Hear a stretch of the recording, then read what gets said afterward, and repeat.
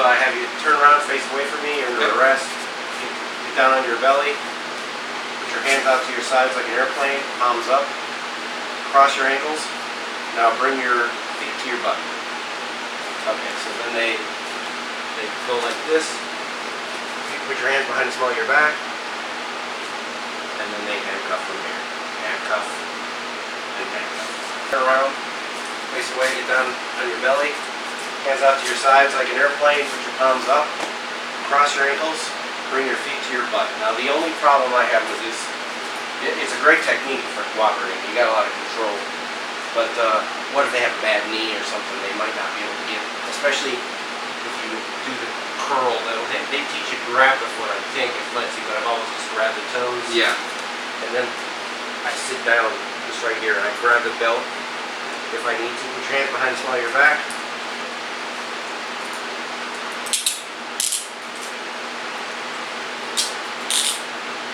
I suppose you could also do it like this, but I don't feel like I have as much control. And since I have you down there, we're going to show the follies of the knee on the shoulder thing that all cops love to do. Center right here. So, we're good? Yeah. They always teach, bring the hand up like this, and then, so feel like you're strong, but you're not like going.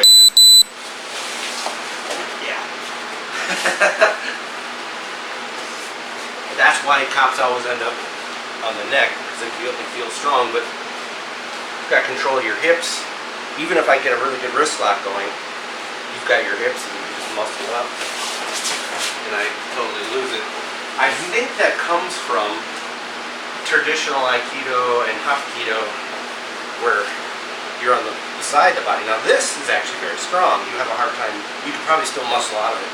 As long as I get a good shoulder control. The problem with this is it's harder to cuff, but just like in jiu-jitsu, I put one knee here and one knee here like you're causing side control. This is gathered up here, and this is like a cutting motion. So if someone insists on using this technique, I prefer this. You know, give me your other hand, and then I could cuff it and cuff it. And then my body's not on person at all. Do you want to add anything to that?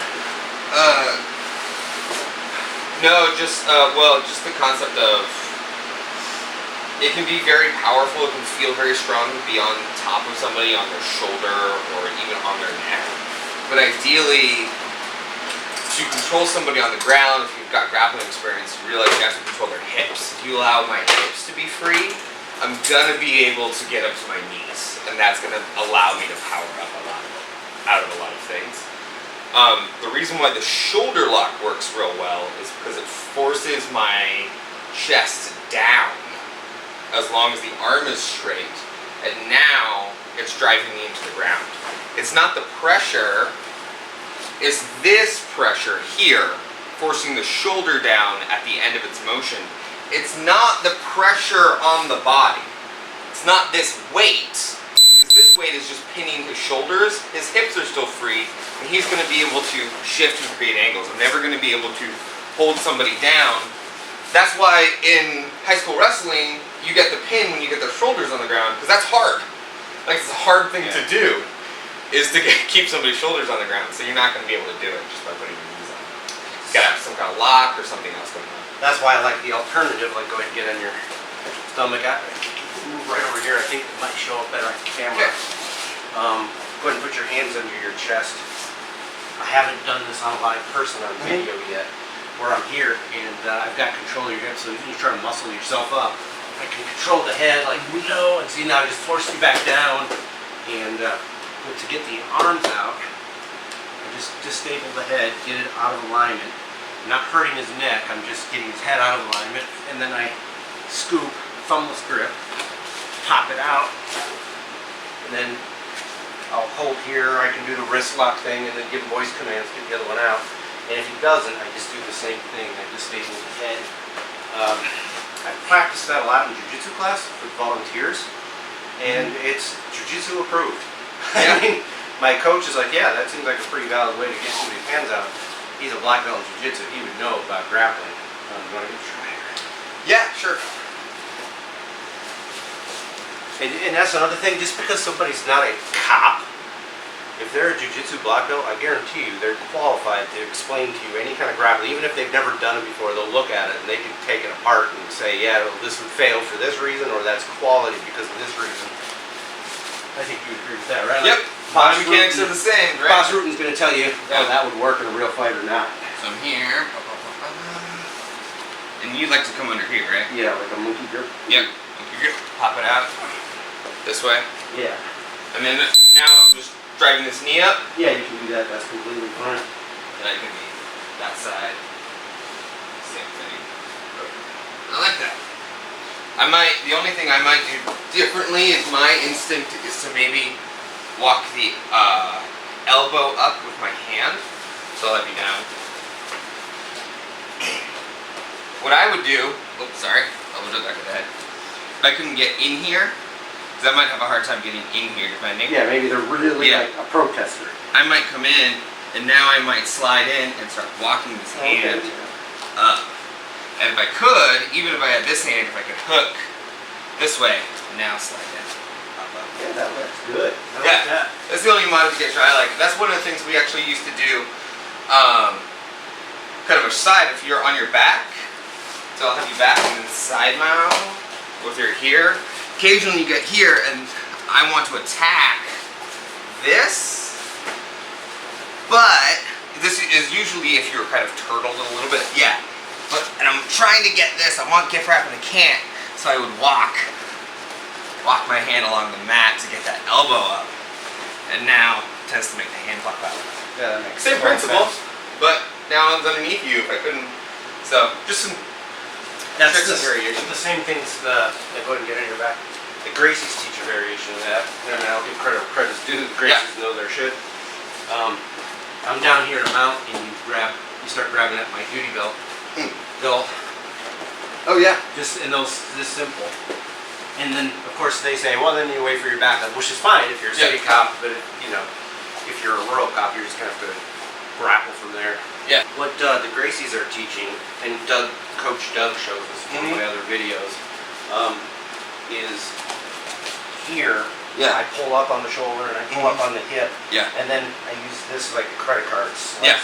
Boom, and you've probably seen it. And then I just do the same thing. Then I pop it out. Yeah. You know, this is my add-on. I like to get into the mount. The mount is so powerful. I don't know like why. it too.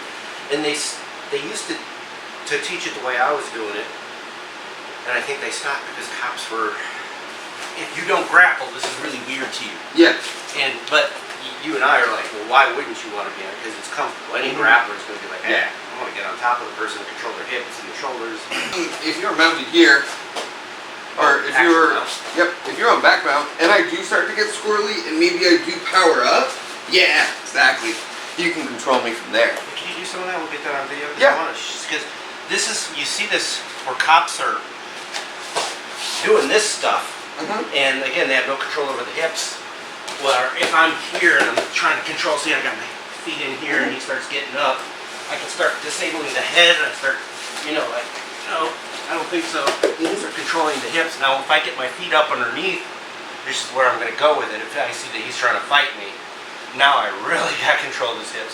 I'm literally using my pelvis to push his pelvis into the dirt, and now I've got his legs up here, and I can do this kind of stuff. I'm not hurting his neck. I mean, let me know if I am. Yeah, no. I'm just like, I've taken away all your power. Your spine has got no power. Absolutely. So, why don't we do a little drill like that?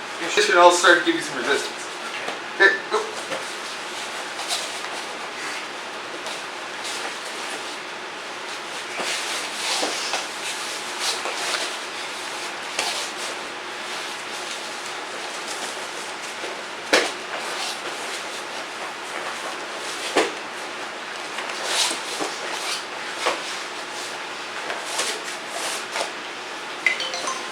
Good. Take a break. We'll do it. So it's probably easier for you to edit.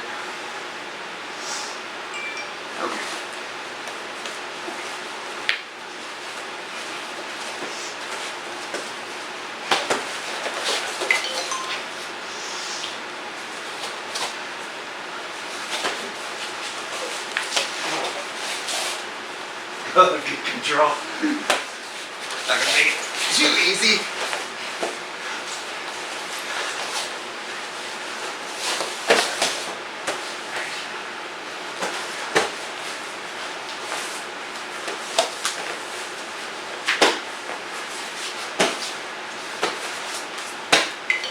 Done.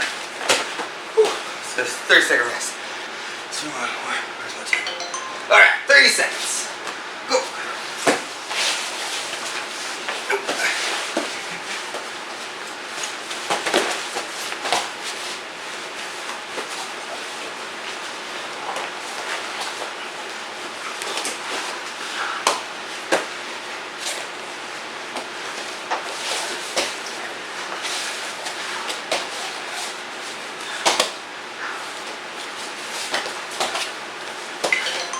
Nice. That's fine. I lost the rear mount position real fast because I didn't get my hooks in. I didn't control Kurt's legs, and he was able to use them to reverse on me. Now I stayed on top because I had good balance, but if you don't control those hips and legs, you're not gonna get it. Once you're down, Yeah, and versus if you were to start in the traditional position on my shoulder, yeah. it'd be over like that. And when we do one, You were able to control, even though you lost the mount, yeah. you still maintain the mount, you just, a Yeah. traditional mount. So why don't, Kurt, I'll have you down. We got 10 seconds on the timer. And I'll do the same thing. I'll be on your side. We'll do the one I like more, and then we'll do the one that's more common. Sure. So, go!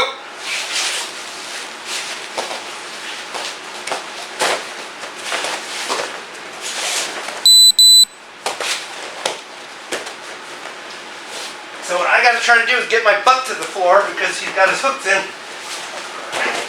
But he's still able to.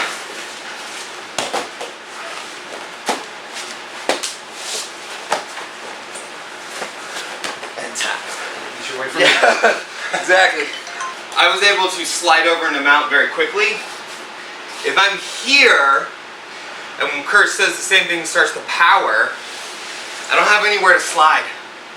I can go down on top of him into a north-south, but I'm gonna have not very good control. So, Ironically, I shrimped the wrong way too. Yeah. If we were in a jiu-jitsu match, you probably would have went for a choke. But because we're police. so why don't we demo that one? See if my timer's, yeah. And I'll be down on the bottom, and you can be higher up on me. Sure. We'll just kind of Oh, like a traditional. more like a traditional one, just so people can see what we're talking about. Somebody powering Sure. and fighting from there. Matter of fact, give me your arm. Yeah. Yeah, I'm getting full advantage Yep. here. The traditional, what you see at the police Yep. academy. Are you Now ready? you can get the wrist in. Yep, go. Sure. 1, 2, 3, go. Yeah.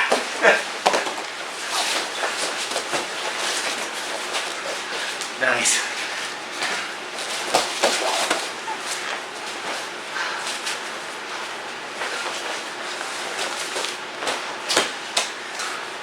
So let's workshop that, how we make it stronger. So, joint locks generally require an anchor, a fulcrum, and a lever. So to lock my wrist, Kurt did it right. He controlled my elbow using his knees, so my elbow can't move. And then he's bending my wrist. This is a good wrist lock. But my shoulder isn't controlled. Yeah, it's real loose. This shoulder close to the mat, the only thing that keeps me from being able to move it is the weight of his knees. Now the thing is, the weight's driving down, but I can generally slide. So if my legs are free and I start driving, I can drive away from it fairly easy. And then once the shoulder is free, that lever goes.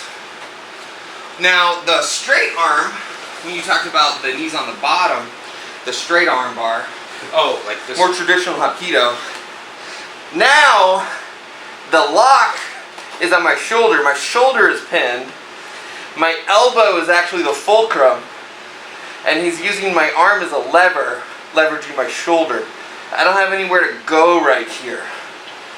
Because to get away from, to relieve the pressure, I'd have to go down into the earth. Now, if I'm very, very strong, I might be able to power this way. But if he's putting good pressure on me, it's hard. Now, the disadvantage for Kurt is as soon as you releases that pressure, nothing's keeping me here anymore. Yeah, even if I like, give me your other hand, and I grab it. Yeah, once his arm bends even a little bit, it's gone. I can start to do stuff. Maybe. So. Yeah, once his hips are. Yeah. This was keeping him from using his hips against me. And then the last thing is, notice, whenever I'm on the ground, here in this position, just without you for a moment, Kurt. Sure. If I can get a knee off to the side, one knee, if I'm flat, this allows me to open, allows me to power my hips up, generally driving into the knee.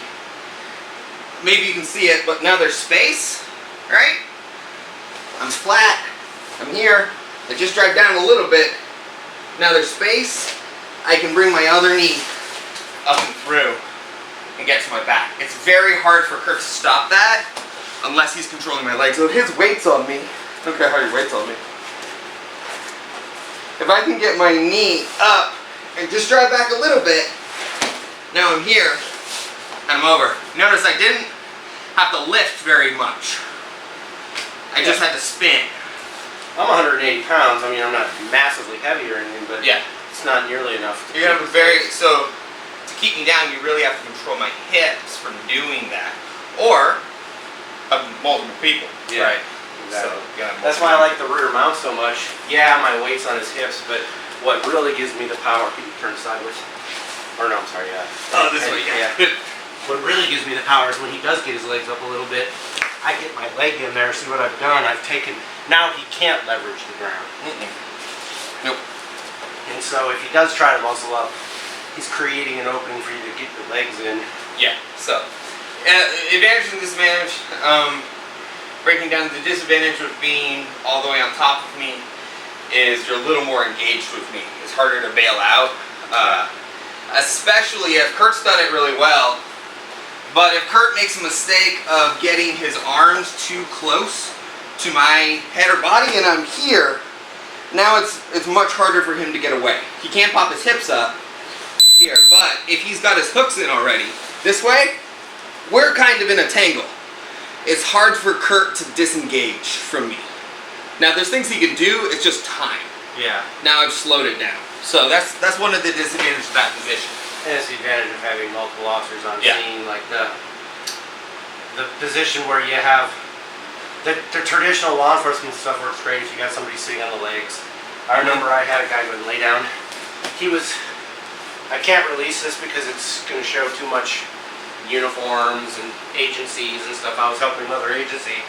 The dude was handcuffed behind his back and he was just going crazy. We put him on the bunk of the cell and I had done this to him. Sorry. That's fine. And I'm standing though because the bunk is like up here, so.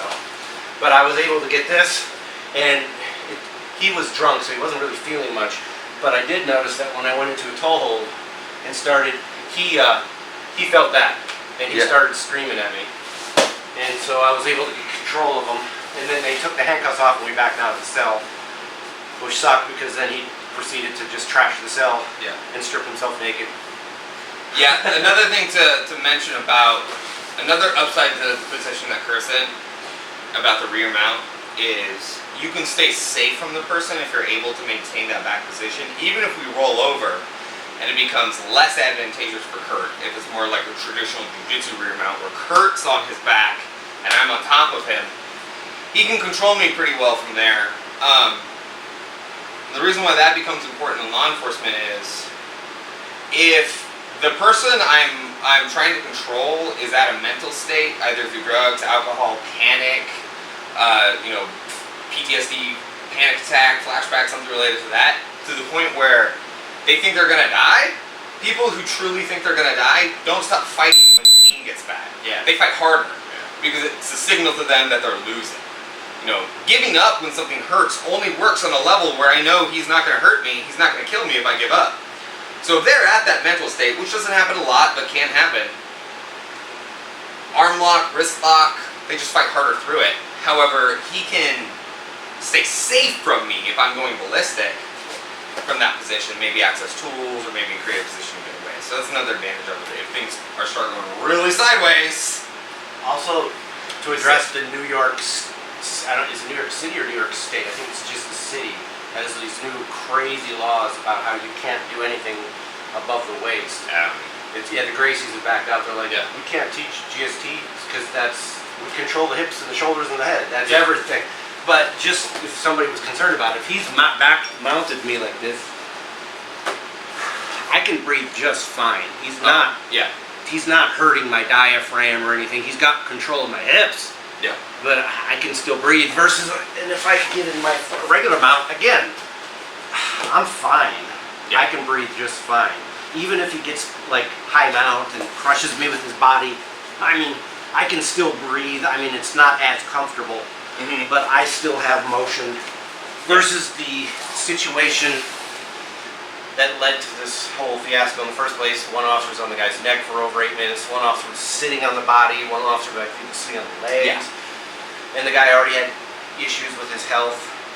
It was just a recipe for stupidity and disaster. Yeah. Absolutely.